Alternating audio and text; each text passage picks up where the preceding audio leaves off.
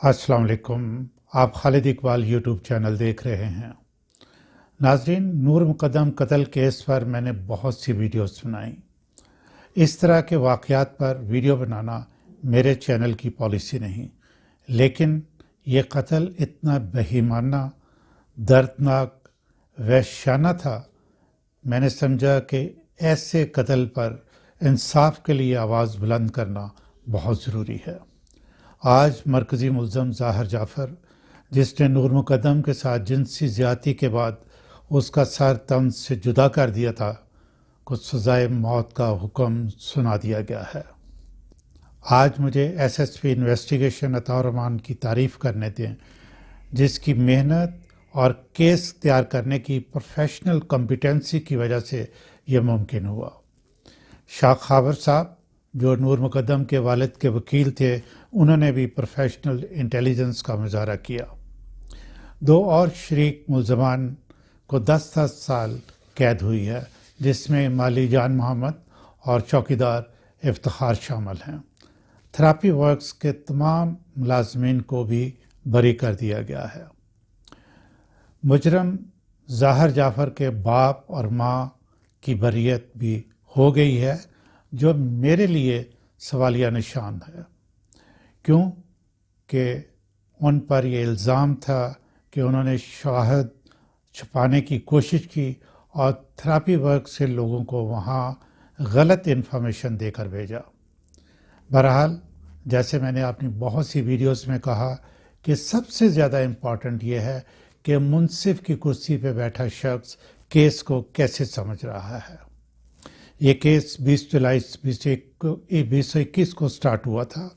Additional session जज जनाब अता मोहम्मद रबानी ने बड़े ही ऑनरेबल तरीके से और आला प्रोफेशनल रवायात को कायम रखते हुए इस केस की प्रोसीडिंग्स को आगे बढ़ाया और हर एक को अपने आर्गूमेंट मुकम्मल करने का पूरा मौका दिया।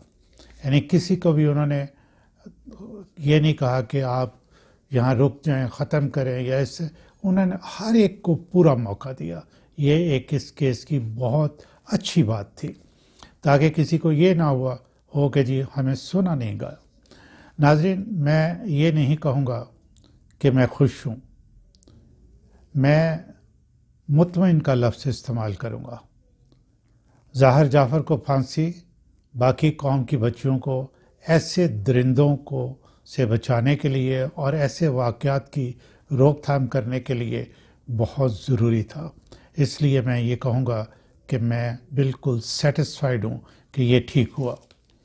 नाज़रीन, एक और मैं बात आपको बताता चलूँ कि ये ट्रायल कोर्ट का फ़ैसला है। इसके बाद अब मुजरम ज़ाहिर जाफ़र जो है वो इस्लामाबाद हाई कोर्ट में अपील करेगा, और वहाँ से अगर उसकी अपील रिजेक्ट हो जाती है और ये फ़ैसला कायम रहता है कि इसको फांसी सही दी गई है, फिर वो सुप्रीम कोर्ट में अपील करेंगे। और अगर वहाँ से भी उसकी ये रिजेक्ट हो जाती है अपील, तो फिर सदर पाकिस्तान को भेजी जाएगी। वहाँ से भी अगर सदर पाकिस्तान को भी ऑब्वियसली ये अपील करेंगे। अगर वहाँ से भी रिजेक्ट हो गई तो फिर इसको फांसी होगी। इन तमाम मराहल में मैं नहीं देख रहा, जो मेरी असेसमेंट है और जो इवेंट्स को और फैसलों को मैं इकट्ठा रख के अगर इसको एवेल्यूएट करता हूँ, तो मेरी राय में ये है कि किसी जगह भी इसको किसी किस्म का कोई रिलीफ नहीं मिलने वाला। उसकी वजह यह है कि ये केस जो है ये शख्सी शहादतों का नहीं है, ये साइंटिफिक प्रूवन एविडेंसेस हैं। इस पे इसको फांसी होना ही थी, और जो कि हो गई है। इसलिए मैं ये देख रहा हूँ कि सदर पाकिस्तान तक तीनों मराहल से गुज़रता हुआ जब केस पहुँचेगा तो इसको फांसी ही होगी। नाज़रीन, मैं यहाँ जब ये केस कंक्लूड हो गया है तो 3 कोर्ट रिपोर्टर्स हैं। एक साकिब बशीर साहब हैं, फयाज़ महमूद साहब हैं और शाहिद सकलान साहब हैं। इन्होंने बहुत ही प्रोफेशनल अंदाज से बड़ी रियलिस्टिक रिपोर्टिंग की, यानी उसमें कोई एग्जैजरेशन नहीं होती।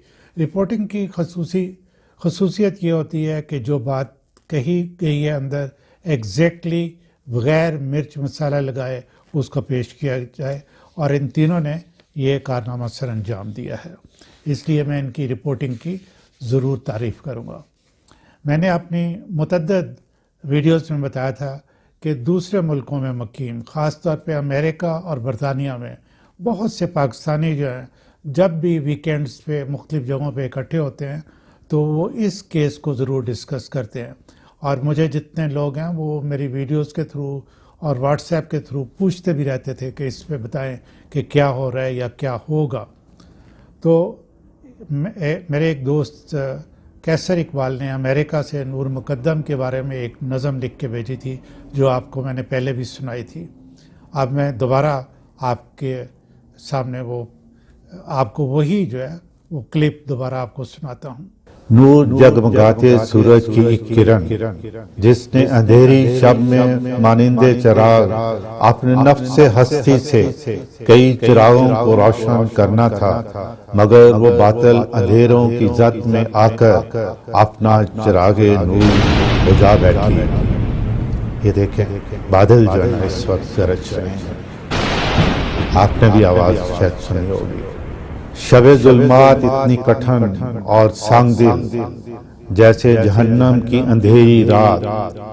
نور ایک جگنو کی طرح نازک، ظالم درندوں کے ہجوم وحشت میں یک و تنہا، نہتی بے بس و مجبور، جس کی دلدوز چیخیں، منتیں اور سماجتیں مقہور درندوں کو رحم پہ مائل نہ کر سکیں۔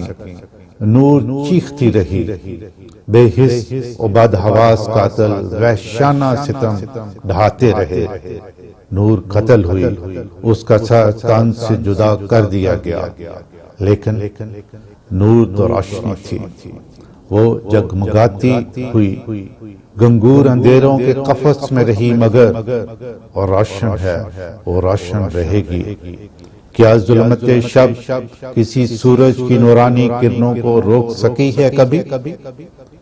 نور روشن ہے، روشن رہے گی۔